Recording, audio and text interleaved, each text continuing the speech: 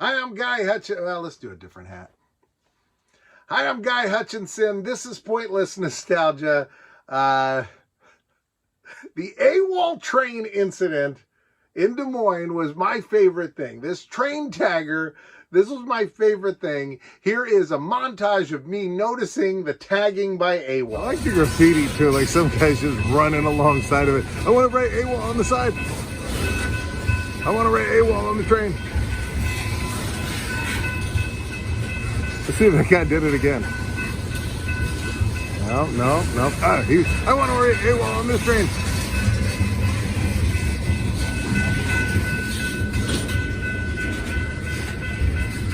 Train car? Well, you know what I do. I write AWOL on it.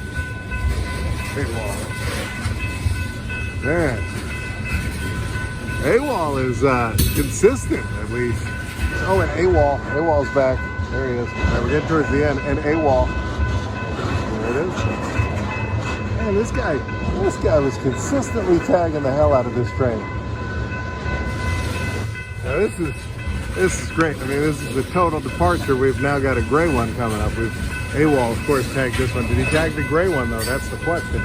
No one will tag the gray one. But AWOL came back, tagged the one right after it.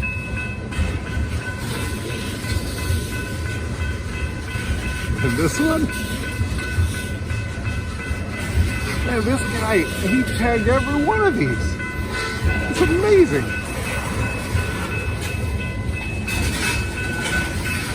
How did he not run out of paint? AWOL, a day well spent. Indeed it was, AWOL. Well, I went to Des Moines. I had a great time. I was greeted with a lot of flight delays. I had great visions of doing a better video, the portion of it, when I was in Charlotte. I had all these photos of different politicians that I was going to match up because there were things in the background you could see. But as you saw in that video, they did one of those bait and switches where they stick you on the plane and then they're like, and now that you're on the plane, you ain't going anywhere. I had all those presidential photos. I do know that a lot of people have told me they get very turned off about it. And people, they're like, I don't like this politician. You know, I don't like the ones on the right. I don't like the ones on the left. I mean, I don't know. I kind of think it's fun. I think it's fun. I think it's fun to be like, oh, look, Biden was over here. Trump was over here. You know, Ronald Reagan stood here. You know, whoever. I just think this stuff's fun. So you're going to get it here. And actually, you won't be hearing me say Trump, Biden, Ronald Reagan. I usually say president before all of them. I try to treat them all with at least the amount of respect they would treat me if I was ever elected president, which is possible, still possible. Buzzard Billy's, this was our favorite restaurant. That monkey poster, I do have, look, here's the monkey poster. Here's me and the monkey poster. And then here is the monkey poster in my kitchen. And this is the only other time I've ever seen the monkey poster. I love the monkey poster. The stuff at the TV station was so much fun. Our driver, she was a fan of that show. And so I put the whole clip. I was going to put just part of it. And then I was like, you know what? It's going to be hard for people to find this video. And when you go to a news station website, there's always those forced ads. And sometimes you can't make it full screen and stuff. So, and also sometimes they pull them down eventually. So I was like, I'll put Dana's whole interview. They were originally they started to like get me and the driver ready to go do the interview. And I've done some of that TV stuff and it's fun. It's fun doing it. But I thought what would be the best is if it was me, Dana, and then the woman that just drove us to the studio and we just turned all questions to her. And I'll tell you, if we had one more Bloody Mary, that's exactly what would have happened. Dana playing the piano, that was a piano that was in the middle of the street there that was just there for you to play. I had played it earlier. I played the All in the Family theme because that's the only thing I know how to play. That was pretty cool. The Hotel Savory, cool old hotel. Really enjoyed seeing that. The Veterans Memorial Auditorium. I always want to say Coliseum. Veterans Memorial Coliseum is a totally different place. But the Veterans Memorial Auditorium is where we were. I talked to some people about Ozzy biting the head off the bat, and I've done a little bit of research, and I can't find anybody else that has this theory. I don't think he bit the head off a real bat. I don't think he did. I think Ozzy Osbourne told a lie. He told a fake story, that doesn't add up. I did find little stuff where it was like the police looked for the bat and couldn't find the bat after this moment. The decapitated bat didn't seem to exist. Everything about this story doesn't add up to me. So some metalhead put a living bat in his pocket, right? And they threw it up on stage, and it didn't look like a crumpled ball. It had its wings out, which I've had a bat in my house once. When they crawl up like this when they're scared. They don't put their wings out. So the bat put its wings out. Ozzy picked it up, and in his hand, couldn't tell that it was a live bat. I don't buy it. It wouldn't feel like a rubber bat. It would feel like a live bat. I get that the man wasn't all there, but I don't think it happened. I think it was a publicity thing. I think he bit the head off a rubber bat, and then he claimed that happened. Alvin and the Oak Ridge Boys. Did you see that? Alvin, Simon, and Theodore played alongside the Oak Ridge Boys at that arena. That's got to be the greatest show of all time. Milo Beasley was saying if he ever gets a time machine, that has now gone to the top. And I don't blame him. That Chinese pagoda, that was beautiful. I liked going over there. The Hessen House, that German restaurant you saw, man, that was awesome. That place and Buzzard Billy's both had mozzarella sticks. I'm looking for something to give you a visual demonstration of the size of their mozzarella sticks. All right, this is pretty good. So this remote control, normally you get a mozzarella stick and they're like this big, right? The size of a finger.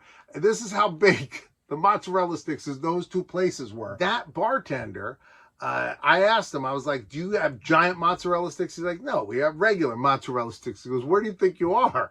He's like, do you think you're in Hessen House or Blasted Billy or Buzzard Billy's? I was like, yeah, that's exactly where I thought it was. I thought maybe it was a Des Moines thing, but instead it was just two weird restaurants that had enormous mozzarella sticks. He was saying it was too much cheese, but I can tell you, me and Lisa, we were hooked. I mean, we were hooked. These are great mozzarella sticks. I was fully impressed. It was just good times. Then I talked about Colonel Sanders. The Colonel Sanders panel, everybody loves that panel. I've been doing it a bunch lately. I'd originally only done that in Kentucky, and then we stopped doing shows in Kentucky, so I've kind of like had it on the bench and was like never doing it. And then one day I was like, I'll do it. And I still haven't recorded the whole thing for you guys, but I have to. But my God, that people love it, and I love it. I forgot how much I love talking about Colonel Sanders. Wow. Let me tell you about my delay. So I don't have a lot of stories about it. It's just a delay. But it was one of those where you just kept watching that clock, and you kept going, well, we're not going to make it. We're not going to make it. And then it got to the point where they were like, hey, you have two choices. One, you can spend another night in Iowa, or you can spend the night in Chicago. In retrospect, I'm glad I said to spend the night in Chicago, because I would have still had to take two planes, because you can't go to Philadelphia from, I maybe could have if I flew out of Newark, but I didn't. I mean, you know, all kinds of mistakes were made. I should have flown first thing in the morning. I should have tried to get a direct flight. I didn't.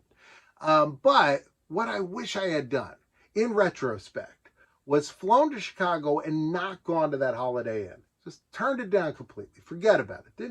Don't even ask for it. And then I wish I had taken a later flight, even later than I did, which wasn't that late. It was like 10 a.m. Wish I had taken one that was like maybe 2 p.m. or something, 3 p.m., maybe even 5, just like later, because I'm already in Chicago, stuck overnight. Why not just, leave even later to have this, since I'm already laid overnight, why not have a day in Chicago? We could have seen all the sites. I wanted to go to all the locations for Perfect Strangers. The revolving door. I want to go there. I want to go when they're running in the park. I want to go to the bridge where you look over the boat and they see the boat. But I didn't do that. The other thing, I wish I had not gone to the hotel, because it took forever to get to the hotel. Forever. So there was an hour that they were supposed to be sending shuttles to that hotel.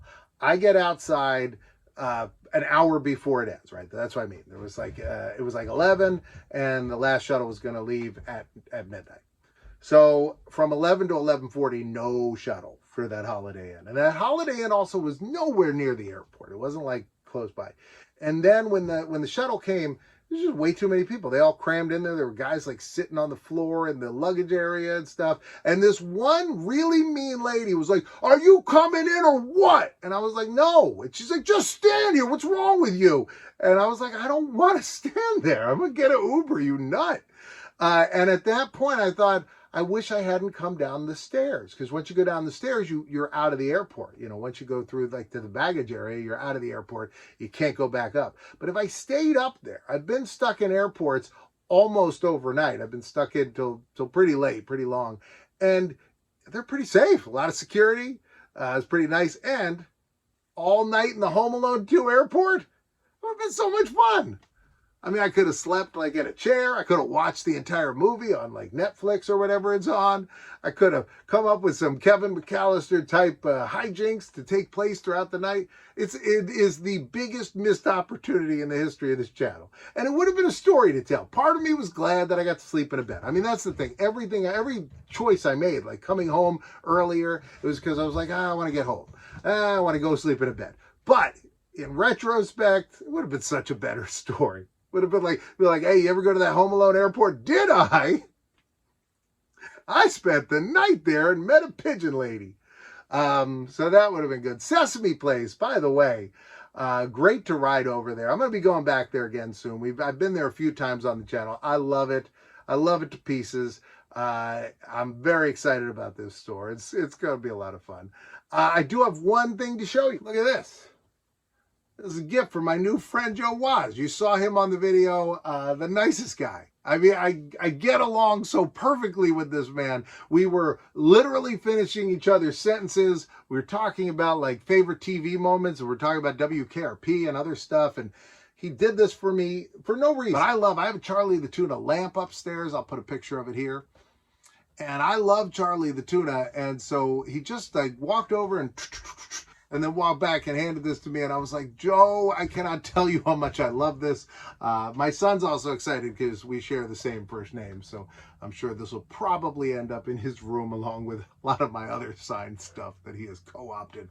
But this was the coolest thing. This was my big gift of the weekend. I was glad to get it.